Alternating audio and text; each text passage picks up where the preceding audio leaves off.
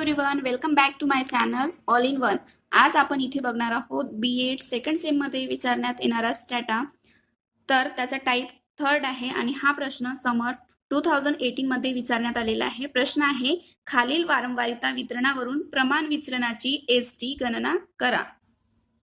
म्हणजे ह्या प्रॉब्लेम मध्ये आपल्याला प्रमाण विचलन काढायचं आहे आणि हा प्रश्न 8 मार्कसाठी आणि याचा अर्थ धरून 10 मार्कसाठी विचारण्यात येतो. तर आपल्याला ही सिरीज दिलेली असते, याच्यामध्ये CI वर्गांतर आणि वारंवारिता फ्रिक्वेन्सी दिलेली असते. ही सिरीज दिलेली आहे, त्याच्यामध्ये वारंवारिता दिलेली आहे आणि नंबर ऑफ फ्रिक्वेन्सी दिलेली आहे 60. सूत्र हा पेपरमध्ये दिलेला असतो. ह्या सूत्राचा वापर करून आपल्याला ST म्हणजेच प्रमाण विचलन काढायचा असतो आणि 2 मार्कासाठी उत्तराचा अर्थ विचारण्यात येतो. तर हा प्रॉब्लेम कसा सोडवायचा त्याचं एक्सप्लेनेशन पुढील प्रमाणे. मागे सांगितल्याप्रमाणे वर्गांतर आणि वारंवारिता दिलेली असते. आपल्याला fx डॅश आणि fx डॅश स्क्वेअरची गरज आहे, तर ते काढण्यासाठी आधी आपल्याला x डॅश काढणे गरजेचं आहे.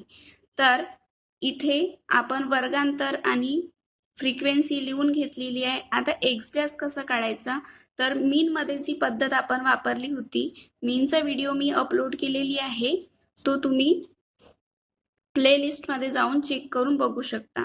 तर x डॅश काढण्यासाठी आपल्याला कोणत्याही एखाद्या सिरीजला सिलेक्ट करायचं आहे आणि त्याला 0 द्यायचे आहे, म्हणजे 0 द्यायचं आहे. खाली आपल्याला मायनस संख्या लिहायच्या आहेत आणि वर आपल्याला पॉझिटिव्ह संख्या लिहायच्या आहेत. तर इथे आपण 0 लिहून घेतला. मी सिरीज 35 आणि 39 ची सिरीज सिलेक्ट केलेली आहे, त्याची वारंवारिता 10 आहे.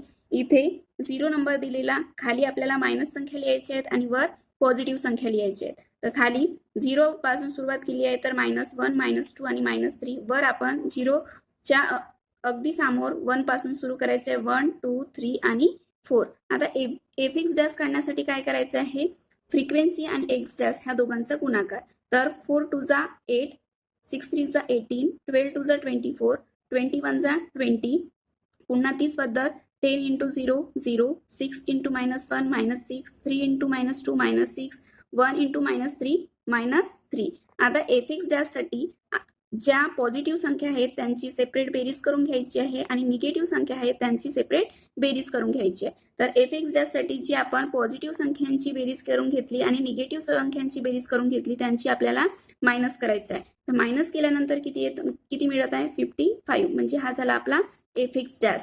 त्याचप्रमाणे fx डॅश काढण्यासाठी आपल्याला करायचं आहे x डॅश आणि fx डॅशचा मल्टिप्लिकेशन. 8 4 जा किती झाले, 32, 18 3 जा किती झाले, 54. अशा प्रकारे आपल्याला पॉझिटिव्ह संख्यांचा गुणाकार करून बेरीज करायची आहे आणि x dash into fx dash घेतला तर एक संख्या मायनस, दुसरी पण संख्या मायनस, त्याच्यामुळे गुणाकार सुद्धा काय येईल, पॉझिटिव्ह येईल. तर -1 × -6 केलं तर 6 मिळालं, 6 × 2 केलं तर 12 मिळालं, 3 3 जा 9. तर ह्या 0च्या अगोदरच्या संख्यांची बेरीज करायची आहे आणि 0च्या नंतरच्या संख्यांची बेरीज करायची आहे. आता ह्या दोन्ही संख्या आपल्याला पॉझिटिव्ह मध्ये मिळत आहेत, तर ह्या दोन्ही संख्यांची आपल्याला बेरीज करायची आहे. याच्या अगोदर आपण ह्या दोघांची वजाबाकी केली, इथे आपल्याला करायची आहे दोघांची बेरीज. तर इथे आपल्याला fx डॅश मिळतो आणि इथे आपल्याला fx डॅश स्क्वेअर मिळतो. आता दुसरी गरज आहे फॉर्म्युल्यामध्ये i ची. i कसं मिळणार आहे, तर यांची ही जी सिरीज आहे याच्यामध्ये डिफरन्स कितीचा आहे, 55 50 45, म्हणजे याच्यामध्ये डिफरन्स आहे 5 चा. तर i आपल्याला मिळाला 5. त्याच प्रकारे नंबर ऑफ फ्रिक्वेन्सी किती आहे, 60. नंबर ऑफ फ्रिक्वेन्सी म्हणजे ह्या सर्वांची बेरीज ही आहे 60 आणि ही दिलेली असते. आता ज्या व्हॅल्यू आपण काढल्या त्या व्हॅल्यू फॉर्म्युल्यामध्ये पुटअप करायचे. तर fx डॅश स्क्वेअर आपल्याला मिळालेला आहे 181 आणि n आहे 60. तो पुटअप केलं, i ची व्हॅल्यू पुटअप केली 5 मायनस fx डॅश स्क्वेअर 55 मिळालेला आहे, काढलेला आहे आपण, आणि n आपल्याकडे आहे 60. फॉर्म्युल्यामध्ये दोघांचं स्क्वेअर केलेलं आहे, म्हणजे ब्रॅकेट स्क्वेअर आहे, तर स्क्वेअर करायचं आहे. त्यानंतर कॅल्सीच्या मदतीने किंवा तुमच्याकडे कॅल्क्युलेटर असेल त्याच्या मदतीने याला सॉल्व्ह करून घ्यायचं आहे. 60 ने जर 181 ला डिवाइड केलं तर मिळत आहे 3.01 आणि 60 ने 55 ला जर डिवाइड केलं तर मिळतो 0.91. इथे स्क्वेअर आहे म्हणून ब्रॅकेट स्क्वेअर. ह्या दोघांचा स्क्वेअर घेतला तर मिळतो 0.82. 3.01 मधून 0.82 मायनस केलं तर आपल्याला मिळतो 2.19.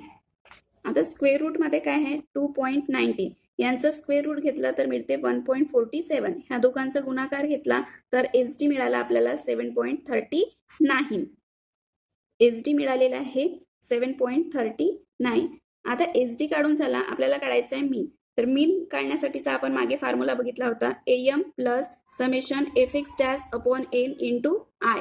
एम कसं काढलं होतं, तर एम जी सिरीज आपण निवडली आहे ह्या दोघांची बेरीज आणि डिवाइड बाय 2 केलं तर आपल्याला एम मिळाला 37, एफ एक्स डॅश काढलेला 55, एन काढला 60 आणि आय आहे आपल्याकडे 5. ह्या दोघांचं डिवाइड केलं, 5 ने 60 ला भाग दिला तर 12 चा भाग जातो, 12 ने 55 ला भाग दिला तर 4.58 चा भाग जातो. ह्या दोघांची बेरीज केली तर आपल्याला मीन मिळतो आहे 41.58. सॉल्व्ह करून आपल्याला एस डी मिळालेला आहे 7.39, मीन मिळालेला आहे 41.58. यावरून आता आपल्याला मीन प्लस मायनस एस डी काढायचं आहे अर्थ लिहिण्यासाठी. तर एका साईडला आपल्याला एम प्लस एस डी काढायचं आहे, दुसऱ्या साईडला एम मायनस एस डी काढायचं आहे. मीनची व्हॅल्यू 41.58 पुटअप करायचं प्लस एस डीची व्हॅल्यू पुटअप करायची, दोघांची बेरीज केली तर आपल्याला मिळत आहे 48.97 आणि मायनस केली तर 34.19. याचा अर्थ लिहून घ्यायचा आहे. अर्थ 2 मार्कासाठी. इथपर्यंत सोडवला आपला 8 मार्काचा क्वेश्चन कंप्लीट झालेला आहे. आता आपल्याला अर्थ लिहायचा आहे. अर्थ 2 मार्कासाठी विचारला जातो. अर्थ कसा लिहायचा, याचाच अर्थ 68% विद्यार्थ्यांना 48.97 ते 34.19 एवढे गुण प्राप्त होतात. म्हणजे आपण प्लसमध्ये 48.97 आणि मायनसमध्ये 34.19 एवढे गुण प्राप्त झाले. म्हणजेच उरलेल्या बाकीचे 32% विद्यार्थ्यांना 48.90 पेक्षा जास्त गुण प्राप्त होतात. हा त्याचा अर्थ लिहायचा आहे. आय होप की तुम्हाला समजले असेल आणि तुम्हाला आवश्यक असणारे उत्तर मिळाले असतील. तर असेच नवनवीन स्टॅटाचे प्रश्न बघण्याकरता, टाईप बघण्याकरिता चॅनलला सबस्क्राईब करा आणि व्हिडिओ आवडला असेल तर नक्की लाईक करा. Thank you for watching.